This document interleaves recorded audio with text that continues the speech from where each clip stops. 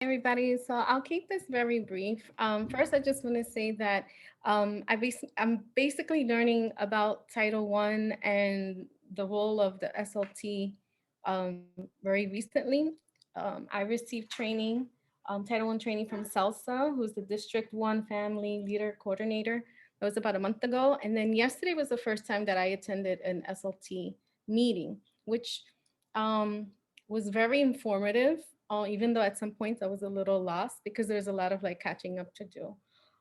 Since yesterday's meeting until today, what I did was I read their minutes, all of their minutes dating back to October. And it just gave me a broader view of kind of like what their purpose is, what they've been kind of workshopping along um, with regards to the CEP.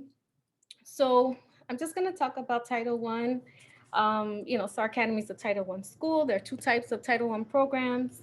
There's targeted assistance and then the school-wide program. So we're only going to concern ourselves with the school-wide program because that's what we are.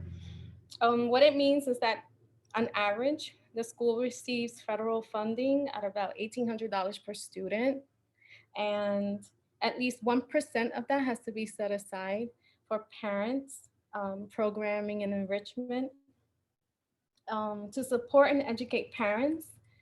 And in doing so, those parents can then strengthen the education of their children. So, from my understanding, these funds are supposed to support the goals of the CEP. And the school community is supposed to decide how to spend these funds. Um, the only caveat in this timeline now is that all of decisions of how this money is going to be spent have to be made by next month because apparently it takes a long time for the disbursements to be made. Um, yeah. So I'm just gonna talk about the what was discussed a little bit at the meeting last night. Give me one second.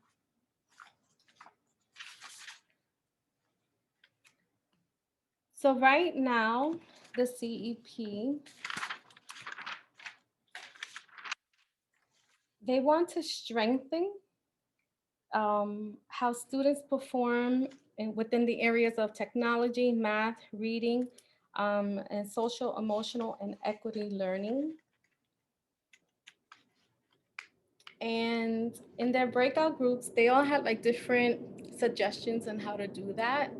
Obviously, if you're planning this out for the whole school, it's not like clear cut on how you can, like, it does take a while to come together and think about different ways, actionable things that you can do, benchmarks, and then ultimately how you measure if there was any improvement in these areas over a certain period of time. Um, what they're using to determine how much progress needs to be made are surveys that the children have been taking over the course of a couple of months, which I just found out. Like Brenda asked the question, I'm glad that you did because I didn't know that these surveys were um, were being conducted, and that all of this is based on the surveys. Um, so basically, now I just need help, right? And kind of brainstorming and finding out different ways that we can use these funds. And it's not a lot of money, but it is something that we can use to support parents. Whether we decide to focus on helping parents um, with their being able to master technology better and then therefore being able to help their kids, or with math literacy, or even just supporting them emotionally in some way of how they can support their children in these times. So basically that's where we're at right now. What Salsa did suggest was that I um, actually form a committee that we could brainstorm different ideas on what to do in order to support and support the CEP and the goals. It could be one goal, it could be five goals. It's not a lot of money, so I actually rather focus on one. And Ellen, then, I put in the chat the amount of money that we have to that is allocated to us. So it's $1,217. okay, okay. Yeah, I emailed you. I don't know if you saw it to find out I saw it. Yes. if I could share that amount. So as you can see, it's not a lot of money, but it's still something that we can use to support students and so forth. So I guess, does anyone have any questions or any suggestions as to how? And I'm really interested to hear what Ryan has to say because you're way more familiar with this stuff than I am. The Title One stuff.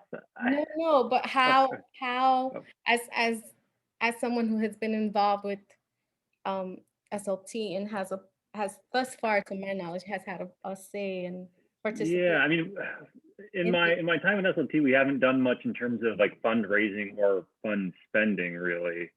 Um, I don't mean that. I mean right. specifically for the goals that they have worked out so Mhm. far. What would, and I say, okay, I would want your input of how do you think we could spend some of that money? In what ways can we support the SLT? Do we have, take half of it and find a different way of like improving parent and student or parent and child communication skills? Like, what do you think would be? I'm sorry, I don't mean to put you on the spot, No, but no, no. Yeah, no. I feel bad I was unable to attend last night's meeting. It seems like that would have been useful for both the PTA meeting and this conversation. Now, um, I a couple thoughts about this, just sort of like off the top of my head here. One, I think this is an interesting year to sort of spend this money as related to the goals, given that there's sort of, from what I can tell, been sort of a readjusting of the framework of our CDP goals. It's not so much real, academic progress. It's more sort of internal evaluation of how you feel about your confidence as a reader, your confidence as a mathematician, parents' confidence in using technology. yeah, So I think, in that respect, a lot of the things, I was on one of the reading subcommittees. A lot of the sort of suggestions that came about in terms of getting kids, more confident in reading, whether or not they're reading on grade level, just how they feel about it, was, increased access to books. I know Cheryl suggested a few like apps that had costs related to them about getting ebooks out to more families. I'm sure there was also similar discussions in the math subgroups as yeah. well. So I think, taking some funds and if identifying a program like that could be helpful. And I know one of the big conversations we've been having in SLT is about making sure families are comfortable with the technology that's really necessary in this remote learning environment. I mean, even even when we're back in school 5 days a week, people that are opting into that, we're still going to have these remote periods. So all families are going to need to have a good comfort level of technology. So I think some of the things you mentioned earlier would be really good avenues for that. I think in terms of, I think you're right that it's probably a good idea since this isn't like a huge amount of money that we can like spread all over the place. Maybe identifying one of the goals, whether it's not, we want to support the reading goal or the math goal or the parent technology goal. And then figuring out what programs in there we can funnel that money toward. Okay. So I think the way to move forward from here is, I mean, the way I see it, we only really have 1 month to kind of work it out. So if anyone is interested in helping me flush this out, helping me and Jenny flush this out, with suggestions or different resources that you think would benefit the parents and thus the students, um, I guess contact me directly, right? I'm gonna put my email address here. Well, can I still, I'm curious, can I still use my PTA email for this? Yes. Yeah, for sure. Absolutely. Oh, Absolutely.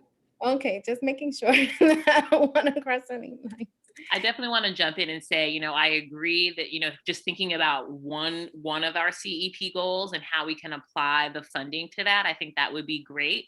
And then I also think, as a small kind of subcommittee, it's okay to come up with multiple ideas because I do Mhm. think that there are some things that, yes, we will use this $1,217 for. Like, let's say you wanted to buy a software program, or we wanted to do something for the kids, like get them some sort of like virtual play that we all have like a family night together.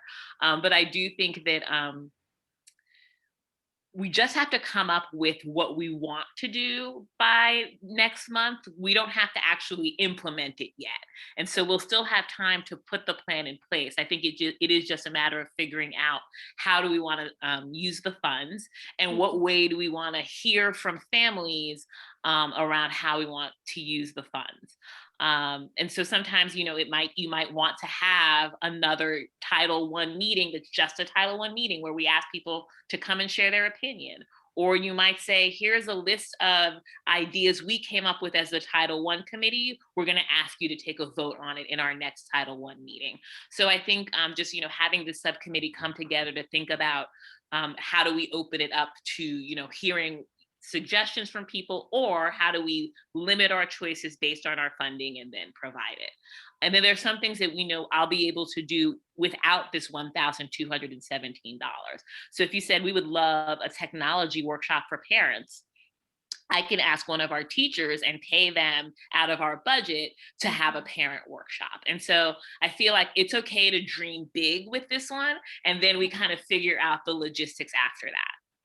Okay. Yeah, and it's also recommended that it's better just to figure out within a committee some ideas, and then when you present it to parents, just give them options. Because the other thing is, because this money is, there are some limits as to what vendors are approved. So I would recommend something that I know the DOE is okay with, or that the funding can definitely cover. Okay, so as far as like forming a committee within us, do you think there should be like a general appeal?